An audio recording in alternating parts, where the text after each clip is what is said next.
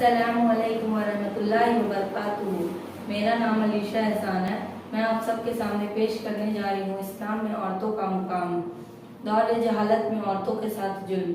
आपकी बेशक से पहले कायनात के हालात बहुत ही मुख्तलिफ थे।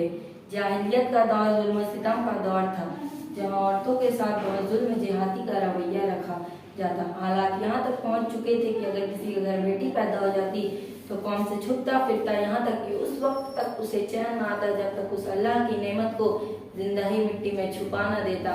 हालात इससे भी आगे चली गई जब किसी औरत को इसको सारा सामान की कीमत समझा गया। जिस तरह किसी चीज को बाजार में बेचा जाता है या खरीदा जाता है, इस औरत को भी लोगों ने बेचना और खरीदना शुरू कर दिया।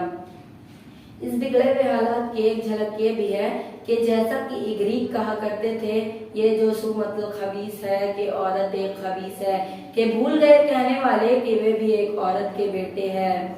इस्लाम से पहले औरत की हालात ये थे कि अगर किसी का वफात हो जाता तो बेटा ही अपनी चादर माँ के सिर पर डालता और उसे अपनी बीवी बना लेता। इस्लाम ने कहा ये तो वही मन्नत मुराद है, किसी भी लानसमान इंसानियत के अंदर ऐसे पहलू नहीं होने चाहिए। अल्लाह ताला ने इसे हराम करा दे दिया।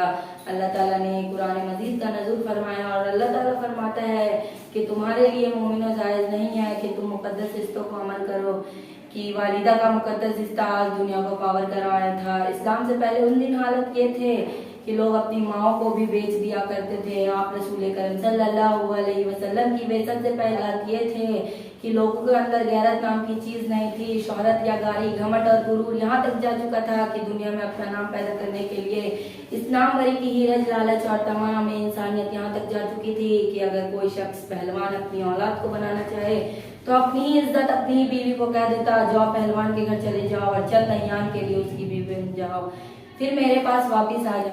इस्लाम ने इसका भी बहिना तसर्रुफ ना समझा कि जानवर भी ऐसा नहीं कर। इस्लाम के तहत जाहिलियत के अंदर हालत यहाँ तक जा चुकी थी कि एक ही औरत के साथ 10-10 लोग निकाह कर लेते और इसको भी निकाह समझते।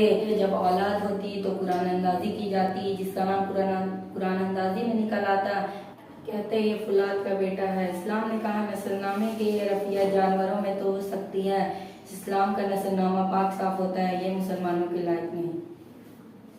मेरी प्यारी बहनों, ये सब बातें दौर जहालत की थी। उस जमाने में औरतों की जिंदगी जानवरों से भी बदतर थी। ना कोई सच्चा शौहर था, ना कोई नेक औलाद था, ना कोई परिवार था, ना कोई घर था। फिर प्यारे नबी सल्लल्लाहु अलैहि वसल्लम दुनिया में तशरीफ लाए और ये सारे जहालत को खत्म कर दिए। अब औरतें भी इंसानों की तरह जिंदगी जी सकती है।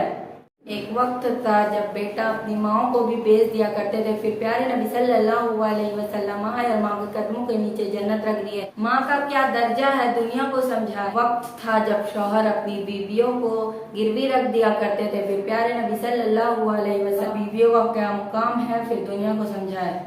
एक बीवी अपने शौहर के लिए आधा दीन है ये समझाए। तुम्हारे लिए तुम्हारे घर की बरकत है। निकाह की इजाजत भी औरतों के हक में दिए। औरतों की इजाजत के बिना उनका निकाह कोई नहीं करवा सकता। वो मुकाम दिए प्यारे नबी सल्लल्लाहु अलैहि वसल्लम औरतों को। और जहालत में अगर किसी औरत का जालिम मर्द के साथ निकाह हो जाता तो उसे बर्दाश्त कर रहना पड़ता था जब तक उसकी मौत न आ जाती। और प्यारे नबी सल्लल्लाहु अलैहि वसल्लम आए और औरतों को जिल्लत वाली जिंदगी से निकाले और उनको खुला लेने का पूरा हक दिलाए। खुला मतलब औरतों की तरफ से लेने वाला तलाक होता है।